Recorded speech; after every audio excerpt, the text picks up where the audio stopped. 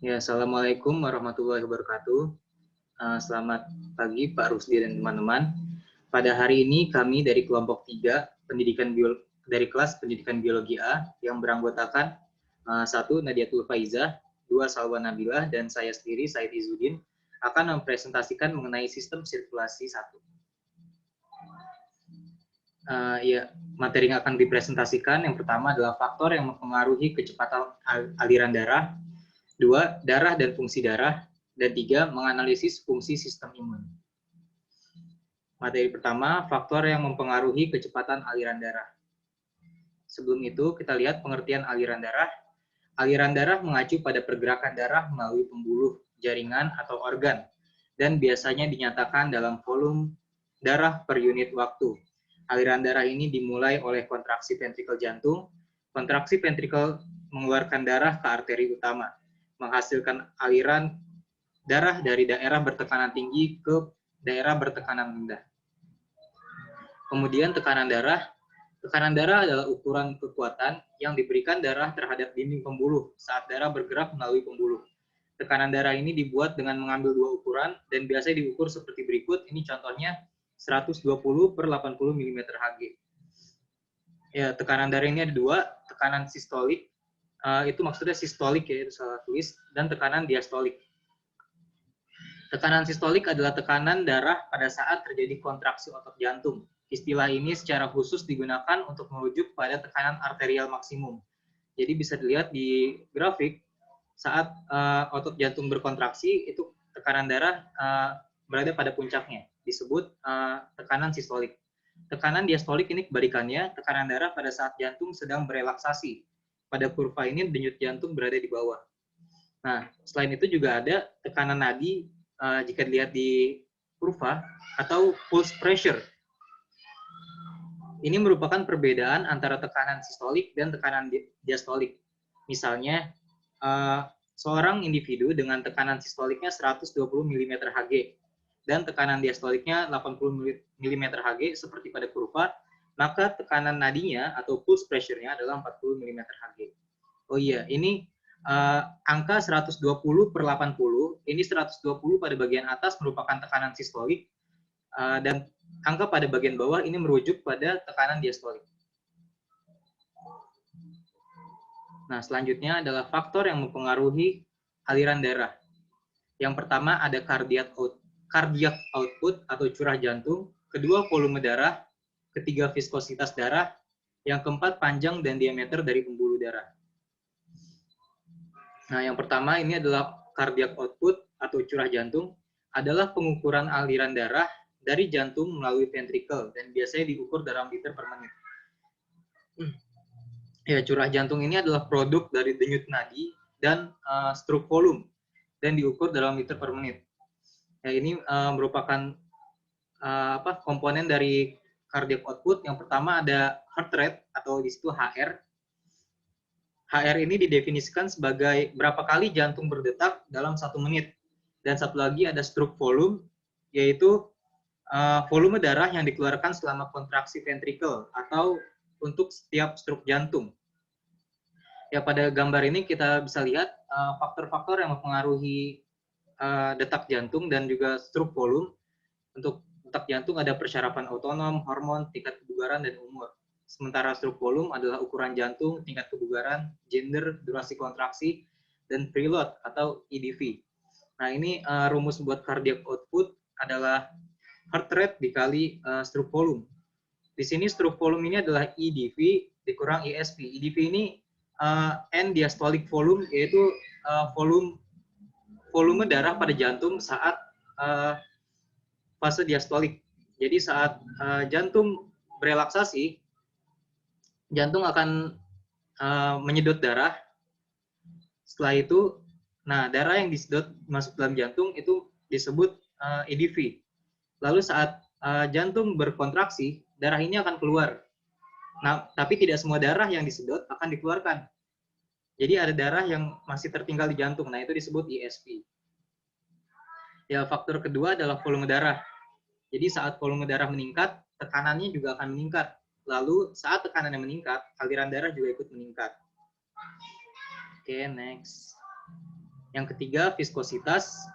Viskositas ini artinya ketebalan atau kekentalan dari cairan, di sini darah, yang mempengaruhi kemampuan untuk mengalir. Jadi viskositas ini berbanding lurus dengan resistensi dan berbanding terbalik dengan aliran. Oleh karena itu, setiap kondisi yang menyebabkan viskositas meningkat juga akan meningkatkan resistensi dan menurunkan dari alirannya. Biasanya kekentalan darah ini nggak mudah untuk berubah dalam waktu singkat.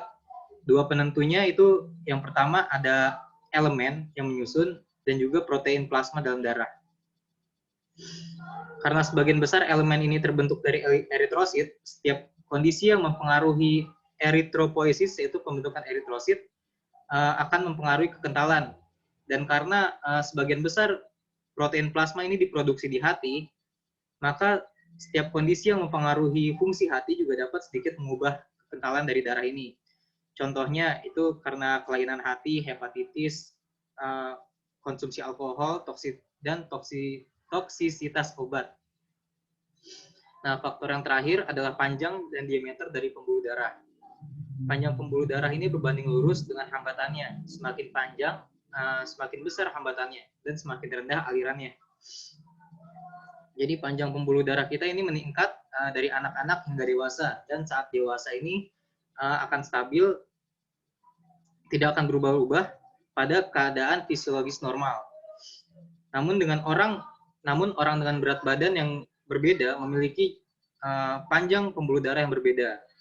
Jadi satu pon jaringan adiposa ini mengandung kira-kira 200 mil pembuluh darah. Jadi makin berat badan seorang, maka makin panjang pembuluh darahnya. Itu makin lama darah mengalir. Ya, berikutnya adalah darah dan fungsinya akan dijelaskan oleh teman saya. Oke, selanjutnya adalah darah dan fungsinya. Next.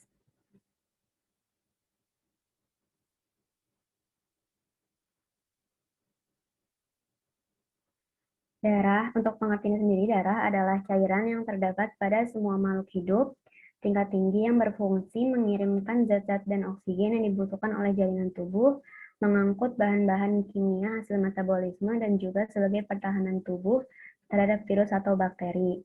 Nah, dalam istilah medis, yang berkaitan dengan darah itu diawali dengan kata hemo atau hemato yang berasal dari bahasa Yunani, haima yang berarti darah.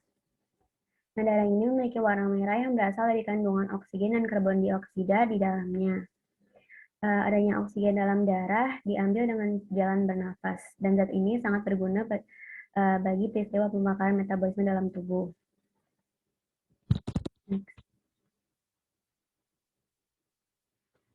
Nah, darah terdiri dari dua komponen utama, yaitu ada plasma darah dan sel-sel darah. Nah, plasma darah adalah komponen penyusun darah yang paling banyak, sebesar 55% bagian darah adalah plasma darah. Nah, plasma darah ini terdiri dari protein-protein darah. Kemudian sel-sel darah ini terdiri dari 3 sel darah. Next.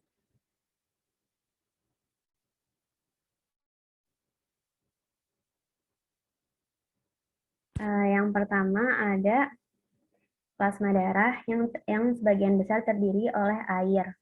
Protein-protein darah ini antara lain ada albumin, kemudian ada globulin, dan ada fibrinogen. Nah, albumin ini dihasilkan di hati dan berfungsi untuk mempertahankan tekanan osmotik agar tetap normal. Kemudian globulin ini berfungsi untuk respon imun, dan fibrinogen berfungsi untuk pembekuan darah.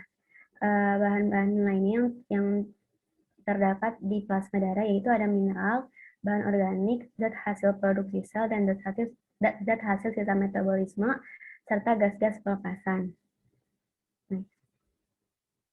Kemudian ada sel darah.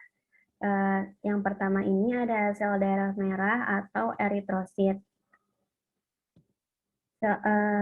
Bentuknya ini berupa cakram kecil bikonkav yang cekung pada kedua sisinya.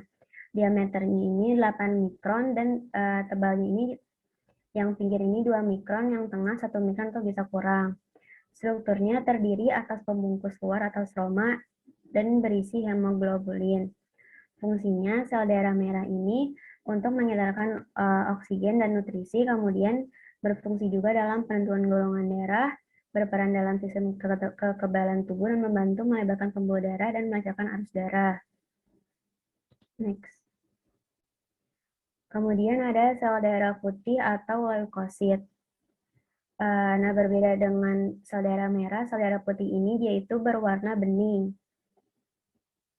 Kemudian dia itu tidak berwarna, bentuknya lebih besar dari sel darah merah, tetapi jumlahnya lebih sedikit.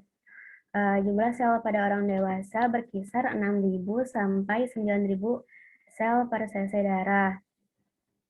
Nah, fungsinya sel darah merah ini antara lain, yang pertama untuk mengepung daerah yang terkena infeksi atau cedera, kemudian menangkap organisme hidup dan menghancurkannya, kemudian menyingkirkan bahan lain seperti kotoran-kotoran serpihan kayu dan benang jahitan. Next. Nah, jenis-jenis leukosit, jadi leukosit ini terbagi menjadi beberapa jenis, ada yang bergranula dan yang tidak bergranula. Yang bergranula ini yang pertama ada basofil, kemudian ada eosofil dan neutrofil. Nah, basofil ini dia ini plasma yang bersifat basa dan terdapat bintik-bintik yang mengandung histamin, kemudian bersifat fagosit. Nah, eosofil juga bersifat fagosit, tetapi sifatnya asam dan juga terdapat bintik-bintik biru. Kemudian yang ketiga ada neutrofil, ini bersifat fagosit juga, tetapi sifatnya netral dan terdapat bintik-bintik juga. Kemudian yang tidak bergranula, ada limfosit dan monosit. Nah, limfosit ini dia dapat bergerak bebas dan dapat membentuk zat antibodi. Kemudian yang monosit, dia ini bersifat fagosit, kemudian dapat bergerak cepat. Nah, monosit ini dapat membesar dan berkembang menjadi makrofag. Makrofag sendiri merupakan sel fagosit terbesar dan umurnya panjang. Yang terakhir ada trombosit atau keping darah. Nah, trombosit ini jumlah normalnya berkisar antara 200.000 sampai 350.000 per milimeter kubik darah. Fungsinya ini yang utama yaitu untuk pembekuan darah. Next. Kemudian proses pembentukan darah. Jadi proses pembentukan darah ini terjadi pada awal masa embrional. Nah, sebagian besar pada hati dan sebagian kecil pada limpa. Pada minggu ke-20, masa embrional mulai terjadi pada sumsum tulang. Setelah lahir, semua sel darah dibuat di sumsum tulang, kecuali limfosit yang juga dibentuk di kelenjar limpa, timus, dan lien. Setelah usia 20 tahun, sumsum tulang panjang tidak memproduksi lagi sel darah kecuali bagian proksial humerus dan tibia. Yang terakhir ada proses pembekuan darah. Jadi proses pembekuan darah ini pada tubuh diatur oleh trombosit atau keping darah. Prosesnya dimulai ketika kulit yang terluka menyebabkan darah keluar dari pembuluh darah bersama trombosit. Kemudian trombosit menyentuh permukaan yang kasar dan pecah.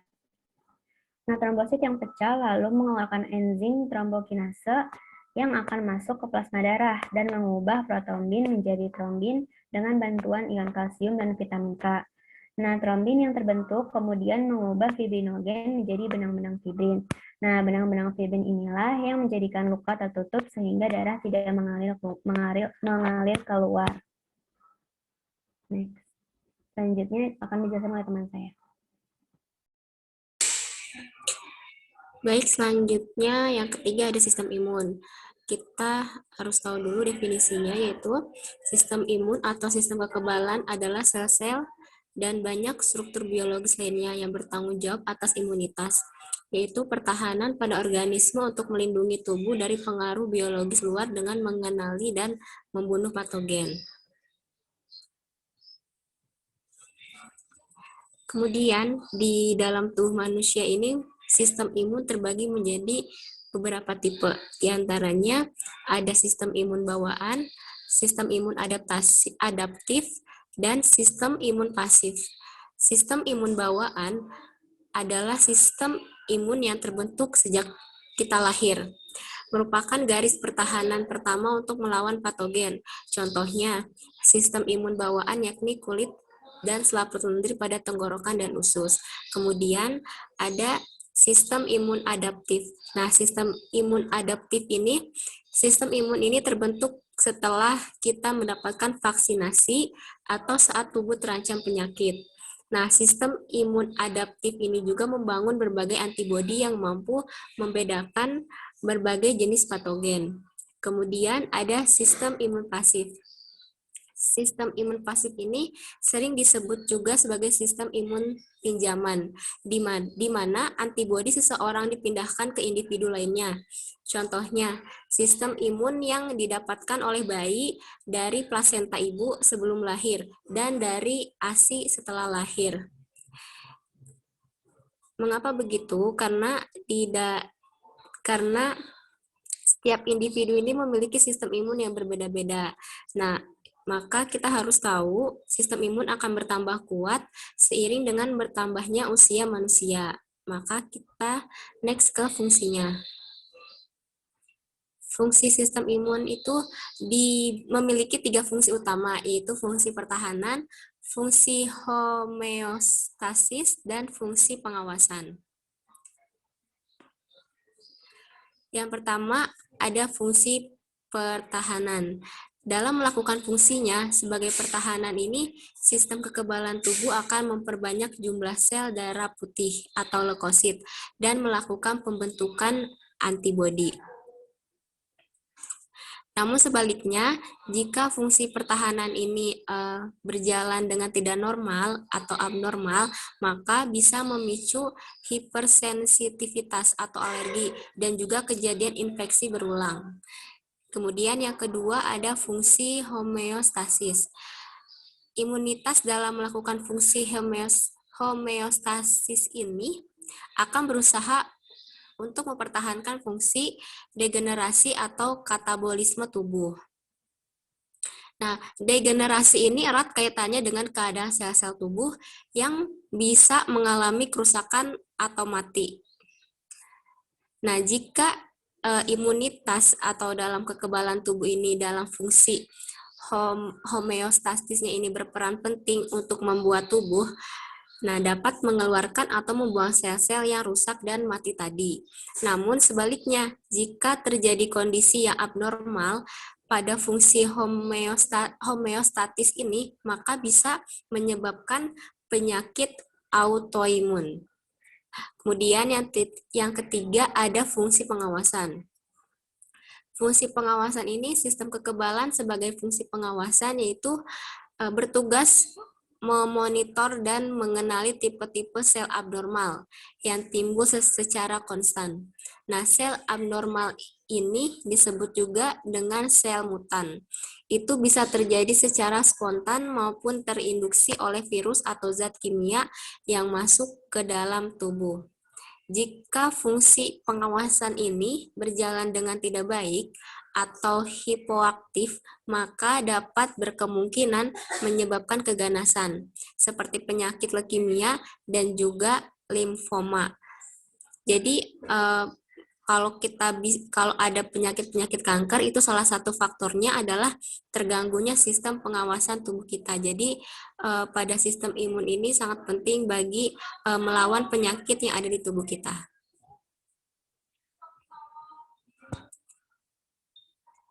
Ini daftar pustakanya.